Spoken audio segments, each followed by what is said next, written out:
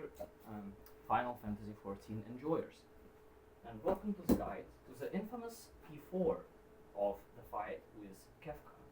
Today, I'm gonna show you how can you easily solve it in terms that literally everyone would understand, right?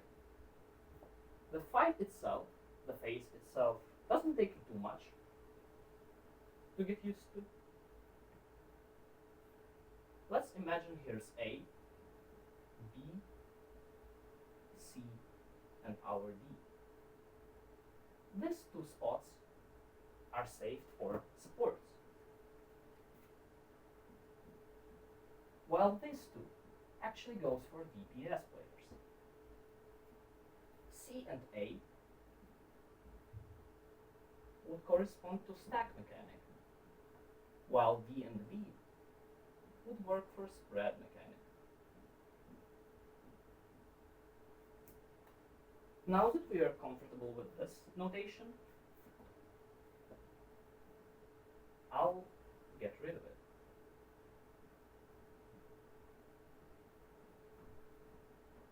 Oops. There's gonna be two major mechanics. Access is gonna be here, while chaos is gonna be here.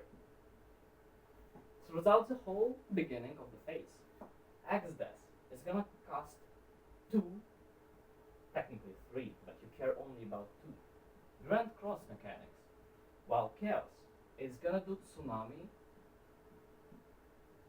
and Inferno. You would ask what these do. I can answer this. Originally, Tsunami is water, so this is in, or donut. And I'm going to denote it as a donut. While Inferno is out, so I will denote it as chariot.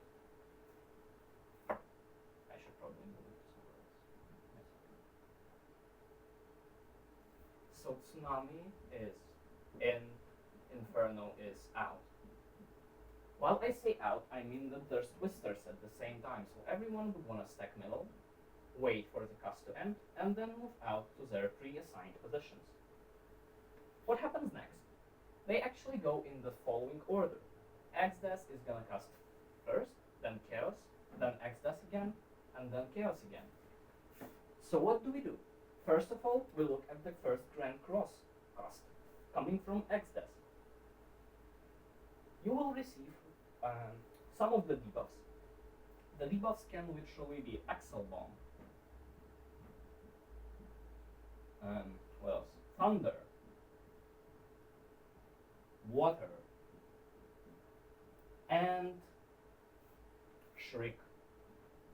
These are the only 4 mechanics that you need to worry about, but I'll teach you some cheese way. In fact, the only thing that you worry about here is not, it's Axel Bomb, and then you need to remember if Thunder was fake, or like just these 3. You don't need to worry about Shriek. Technically, you would not need to worry about these 2 when I'm good enough, but whatever. Why you don't need to worry about Shriek? Thing is, the only thing that the caller should remember is the order of these 2 Grand Crosses.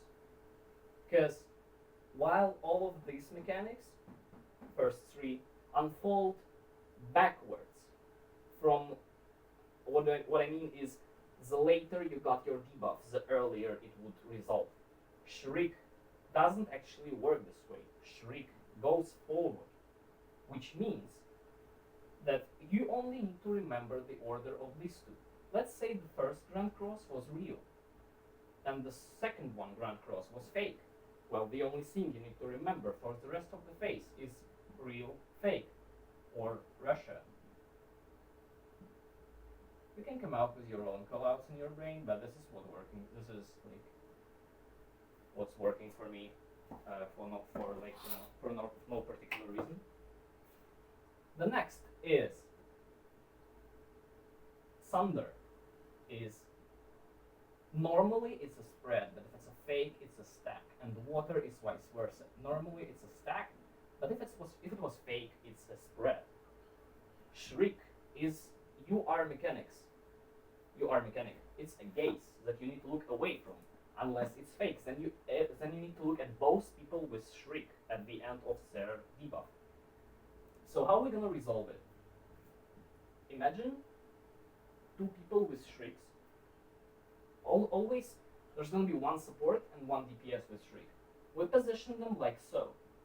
If it's fake, they are looking at each other, while the rest of the people just reside here, or wherever. The goal is to look at both of these players. If it was real, on the other hand, these players will look outside, while everyone on the ring would also look outside. How do we know? Because remembering all of these plus shriek is kind of hard. So how do we know? Only these two letters. Because these two letters actually correspond to the shrieks unfolding. So if it was real and then fake, the first shriek as well would be real, while the second shriek would be fake. And this is something that is very easy to call out, because you literally just go, because everyone would know when shrieks are going to happen, and the call out would literally just be look inside or look outside. This solves the shriek situation. Before the shriek, there's either stack or spread. Technically there's both. So supports, yet again, is gonna stack here. DPS are gonna stack here. Supports are gonna spread here, and DPS are gonna spread here.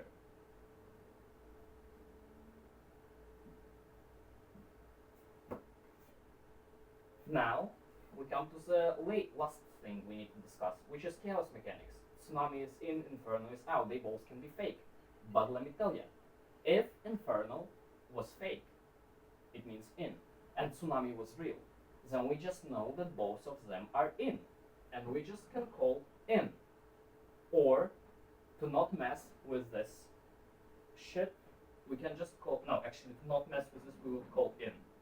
If they're both out, which means Tsunami was fake, Inferno was real, the callout would be just literally out. And it means that it stands true for both of them. Both are out. If both of them are fake, then it's quite easy because you just call reverse. Thus, you know that water that is usually in is going to be out, and Inferno that is usually out is going to be in. If they're both real, you can just call real, or not call them at all, because in this case, you can just call them on the time they are approaching, like on the time they're about to happen, right? The rest is quite simple. Xdeath is going to cast one more Grand Cross. You don't care about what debuffs you receive from this, because you receive two debuffs, either a triangle or a, like, the shit, and you need to either survive, which is Elegant Field, or you need to die, which is some bullshit, you need to die. So you need to either stand, like, you need to stand in the opposite or the same color. Xdeath is gonna teleport to a random cardinal or intercardinal, and it's gonna, as in Savage mode, split the arena into parts. You just need to pick one. Don't worry about your debuffs yet again, you consider them both being true. Because if they're both fake, they cancel each other, and you still can solve the mechanic as if them both were true. So for example, if you receive Triangle and Elegant Field, so you need to survive, and Xdeath is coming from this cardinal, and this, let's say, is Triangle, this is this bullshit, and they are fake. As a triangle that needs to survive, you need to take this shit, but this shit is actually here, so you would go here.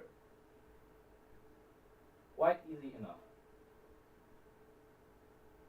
After this, like this is the first mechanic in the phase, there's gonna be stacks plus spreads, plus Axel bombs resolving. As I said, Axel bomb is the only thing that you need to remember. So throughout the whole phase, everyone will receive their own Axel bomb, either from first Grand Cross cast or from the second. So you just need to keep in mind if you're motion or stillness. Don't rely. You cannot call it. You have to rely only on yourself. This is the only personal mechanic in this fight.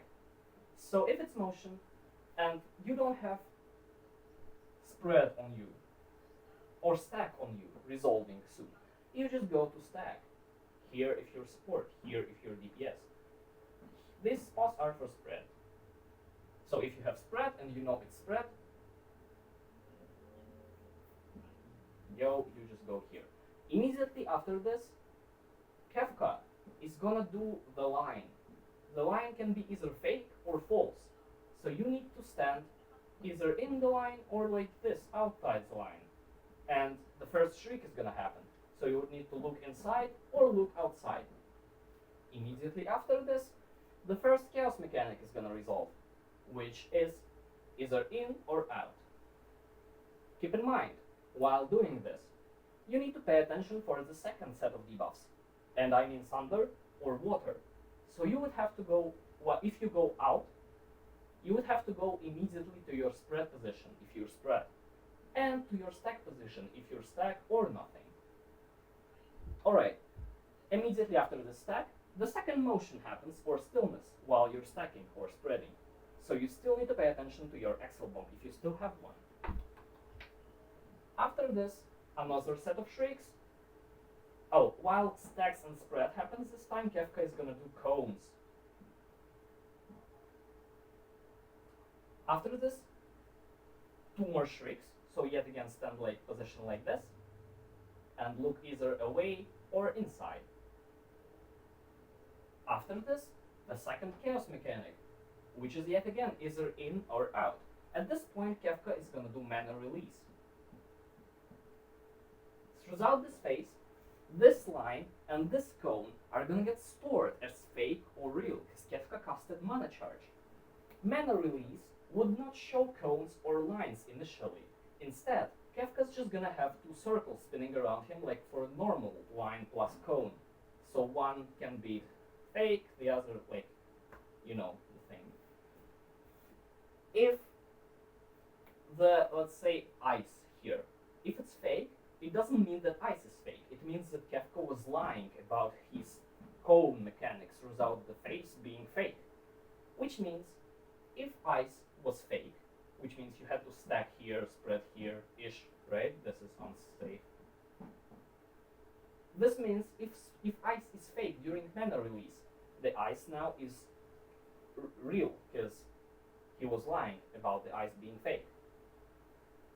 Which is why, for this mechanic, I'm just gonna count it like this.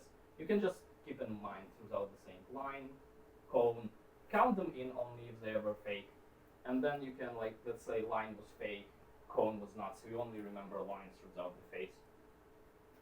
And then he shows, like, line plus cone fake. So line happened in even quantity, so you can't cancel them out, and cone is now actually fake. This is just addition, like, in, like, ring of, like, integer numbers over to, you know.